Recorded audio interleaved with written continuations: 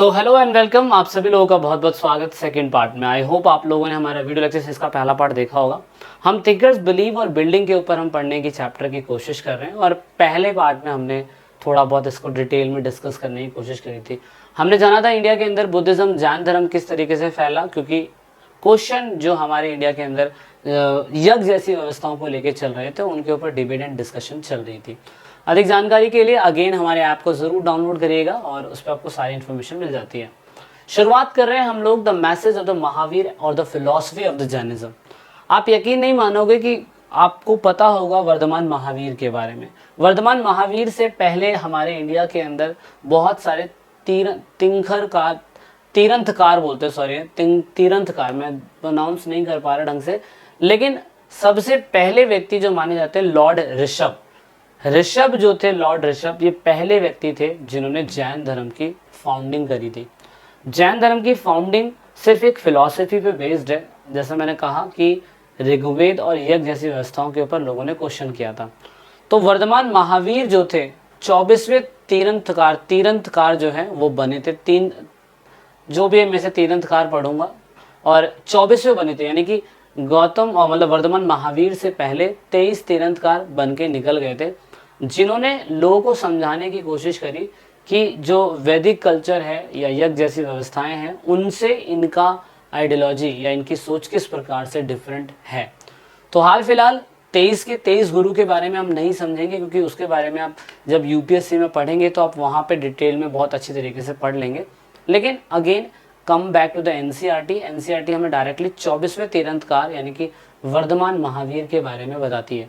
तो दोस्तों, वर्धमान महावीर कौन थे? अगर हम देखें तो वर्धमान महावीर जो है अपने घर को 30 साल की उम्र में अपने ज्ञान स्पिरिचुअल अवेकन के लिए, यानी कि जो इनका विश्वास सिस्टम है उसको जागृत करने के लिए 30 साल की उम्र में घर को छोड़ दिया था और वो वैशाली जो है यहाँ पे रहा करते थे।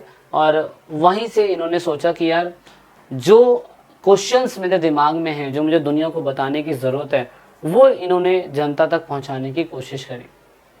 The basic philosophy of the Jainism was already existence in the north India before the birth of Vardhaman और who came to name Mahavir.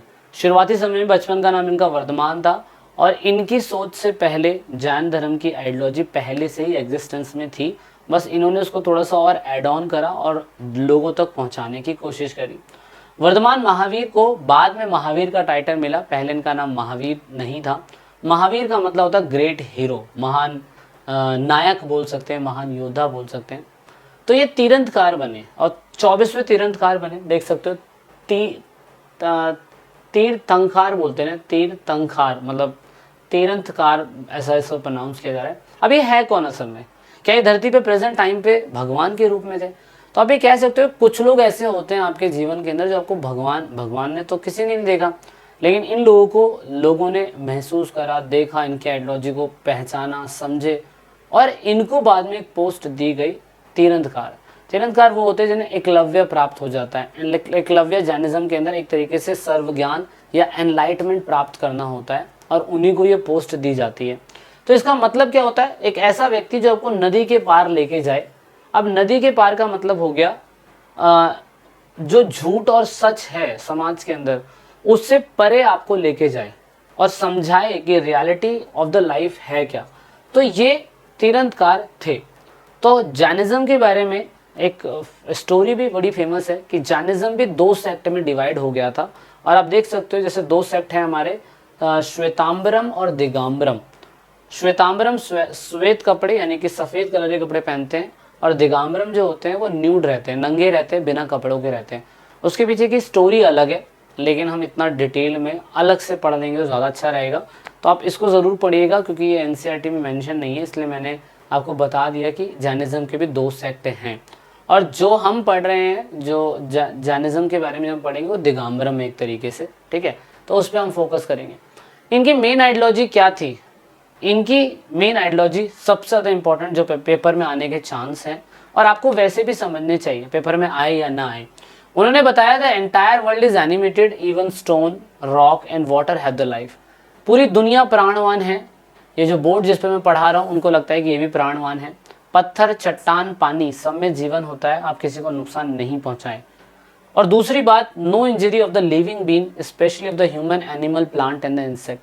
आप देखोगे कोई भी जैनिज्म का व्यक्ति आपको चिकन खाता हुआ नहीं मिलेगा, या कोई भी ऐसी चीज खाता हुआ नहीं मिलेगा जिसमें उनको लगता है कि इसमें प्राण है और इससे मैं पूरी तरीके से कह सकता हूँ उसको नुकसान पहुंचा रहे हैं।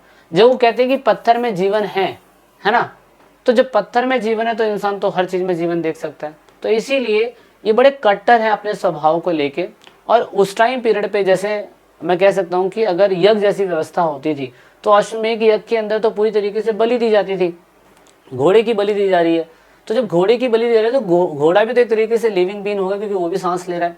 और अगर आप उसकी बलि दे रहे हो तो बिल्कुल गलत है। अपने फायदे के लिए, अपने सुख शांति के लिए अगर आप किसी की बलि दे रहे हो तो आप बिल्कुल गलत हो। तो इस हिसाब से जैनिज्म इस थ्योरी पे आया ही नहीं, इस बिलीफ सिस्टम पे आया ही नहीं। उनका मानना है कि समाज में कोई भी चीज जो है आप उसको किसी प्रकार से नुकसान नहीं पहुंचा सकते। छोटा सा कीड़ा हो गया, प्लांट हो गया, पौधा हो गया, मनुष्य हो गया, आप उसे चोट नहीं पहुंचाओगे। इसलिए मैं कह सकता हूँ जैनिज्म के लोग आज भी अहिंसा में बिलीव करते हैं। और गांधी की आइडियोलॉजी आप देख सकते हो पूरी तरीके से अहिंसक रही है और उन्होंने भी देश को हमारी आज़ादी दी है। तो इस हिसाब से मैं कह सकता हूँ कि बहुत ज़्यादा इम्पॉर्टेंट है। तो इसीलिए आप ओवरऑल अगर देखो तो जैनिज्म का मेन प्रिंसिपल कहता है अहिंसा के ऊपर इन्होंने जोर दिया। दे एम्पैथाइज ऑन द अहिंसा, और जैनिज्म धर्म की मेन फिलॉसफी यही है। इस हिसाब से जैनिज्म कहता है कि भैया हमारी टीचिंग कहती है किसी को नुकसान मत पहुंचाओ, और ये अच्छी बात भी है। ऐसा होना भी चाहिए कि इंसान अपने फायदे के लिए दूसरों की बलि दे रहा है तो बिल्कुल गलत है। अब उसके बाद अगर हम बात करें the cycle of birth and the rebirth shape through the Karma. जैसे कि मैंने क्या कहा आपको, जब यज्ञ जैसी व्यवस्थाएं हो रही थी, लोग अपने अच्छे स्वास्थ्य के लिए यज्ञ करवाते थे, तो लोगों ने क्वेश्चन करा कि भैया आप ही बताइए कि जिस जीवन में अभी आप प्रेजेंट हो रखे हैं, क्या पुराने जन्म में आपने अच्छे कर्म करे थे इसलिए आप अच्छे घर में पैदा हुए, इसलिए आप राजा बने, और आपने पुराने जन्म में खराब कर्म करे हुए थे इसलिए आप गरीब बने या शूद्र बने। तो जैनिज्म इस चीज को बिल्कुल अच्छी तरीके से बताने की कोशिश करती है कि इंसान के जो कर्म है वो ही डिसाइड करते हैं उसका बर्थ या रीबर्थ। तो ये बहुत कट्टर फिलॉसफी इनकी मानी जाती है। इसीलिए आप नोटिस करोगे जितने भी जैनिज्म होते हैं ना, वो अपने कठोर तपस्या को बिल्कुल डेडली तरीके से फॉलो करते हैं।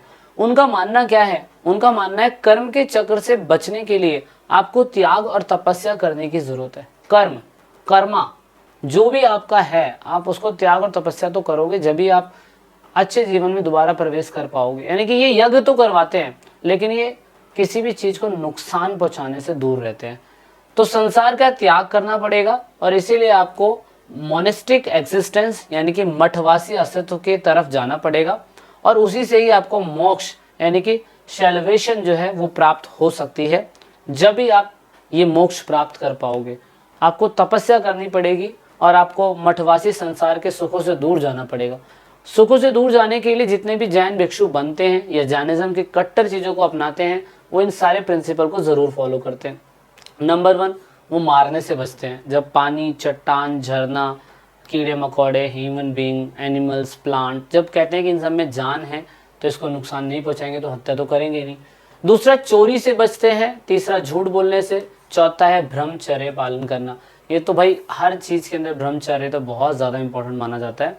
सेक्सुअल कांटेक्ट आप नहीं कर सकते।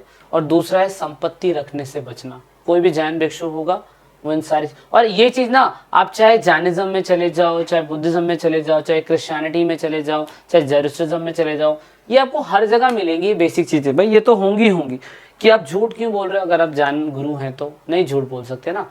तो इसीलिए अब ये टीचिंग बुद्धा के धर्म से पहले से थी, और उस टाइम पीरियड पे मैं कह सकता हूँ कि जैन साहित्य लिखे गए थे। और जब जैन साहित्य लिखे गए, तीर्थंकरों की डेथ हुई, उनके जो डिसाइपल बने, उन्होंने कहा कि आने वाले हजारों सालों तक हमें इन चीज़ों को लोगों तक पहुंचाने की ज़रूरत है। सो दैट इज़ वाई उनके शिष्यों ने महावीर के शिक्षाओं को उस टाइम पीरियड पे दर्ज करने की कोशिश करी पाली भाषा के अंदर। पाली भाषा को प्रिजर्व करा गया उस समय के मंदिरों के अंदर। बाद में इनको टेम्पल से उठा के लाइब्रेरी के अंदर स्टोर करा गया। तो एविडेंस हमें हर एक भाषा में मिलते हैं, पाली, प्राकृत, संस्कृत, तेलुगु, इन सब में हमें जैनिज्म के हमें सारे प्रूफ मिलते हैं। अगेन चैप्टर की शुरुआत में मैंने कहा था कि इनके बारे में हमें टेक्स्ट में मिलेगा, हमें मूर्ति में मिलेगा, हमें मंदिरों के अंदर मिलेगा, तो सब जगह हमें मिलेगी इनकी शिक्षाओं को दर्ज होते हुए। इसलिए भारत में आप देख सकते हो जैनिज्म बहुत हिस्सों में नॉर्थ टाइम पे फैला हुआ था, क्योंकि इसकी एक सबसे ज़्यादा इंपॉर्टेंट है कि आप हत्या नहीं कर सकते हो, तो इनके फॉलोवर बहुत कम बन पाए। रीज़न जस्ट बिकॉज किसान नहीं बन सकता, मजदूर इनका फॉलोवर नहीं बन सकता, राजा ही बने क्योंकि राजा इन चीज़ों से बच सकता है। किसान अगर खेती नहीं करेगा तो भैया खाएगा क्या, क्योंकि वो खेती करेगा तो भैया फिर वो किस गलती से भी किसी कीड़े मकोड़े को तो मार ही देगा, तो ऐसे में वो जैन भिक्षु या जैनिज्म को फॉलो नहीं कर पाएगा। इसलिए इंडिया में अगर आप देखो तो इंडिया के अंदर जो जैनिज्म है 0.41% इसकी 2001 के अंदर जनसंख्या थी और बाद में जाके 0.37% 2011 में हुई। 2021 का डेटा भी आ चुका है और मुझे जहाँ तक पता है कि जिसकी जनसंख्या और कम हो गई होगी। तो ये लोग जितने भी आपको मिलेंगे भारत के अंदर सारे रिच कैटेगरी के मिलेंगे। अमीर वर्ग ही इन चीज़ों को फॉलो कर सकता है, गरीब वर्ग तो गलती से फॉलो नहीं कर सकता। मांस, मदिरा, पान, गुटखा, मैं ये नहीं कह रहा कि लोग खाते नहीं होंगे, पर मोस्टली लोग जो खाते होंगे वो किसी ना किसी तरीके से किसी भी हत्या का तो पात्र बन ही रहे। इसलिए जैन धर्म जो कट्टर जैन होगा वो इन चीज़ों को फॉलो ही नहीं करेगा। जो इन चीज़ों को फॉलो नहीं करेगा तो एट मीन्स वो अच्छे कैटेगरी या क्लास में होगा। जैन भिक्षु कभी आपको भीख मांगता हुआ दिखाई नहीं देगा। तो ये एक सबसे ज़्यादा इंपॉर्टेंट है। जैन परंपरा से जुड़ी बहुत सारी मूर्तियाँ हमें एलोवेरा कह रहा हूँ, एलिफेंटा केव के अंदर देखने को मिलती है, अजंता की गुफाओं के अंदर देखने को मिलती हैं।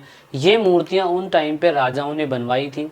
अब ये अलग अलग रेड स्टोन से हो सकती है, स्टैंडिंग पोजीशन में हो सकती है, बैठी हुई पोजीशन में हो सकती है। तो ये आपका आर्किटेक्चर वाला जो पार्ट होगा, आर्ट वाला जो मैं आपको फाइन आर्ट कराऊंगा, आपको उसमें देखने को मिलेगी अलग से। तो इसके बारे में आपको मूर्ति के अंदर भी दिखाई देगा। ठीक है, सो ये पूरी तरीके से जैन धर्म के बारे में था। और फिर आपको पता चला होगा धीरे धीरे इनकी संख्या कम होती जा रही है।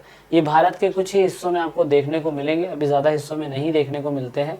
तो ये हिस्सा रिफ्लेक्ट कर रखा है मैंने कि 2 से 7% की जनसंख्या भारत के अंदर हमें इनकी देखने को मिलती है।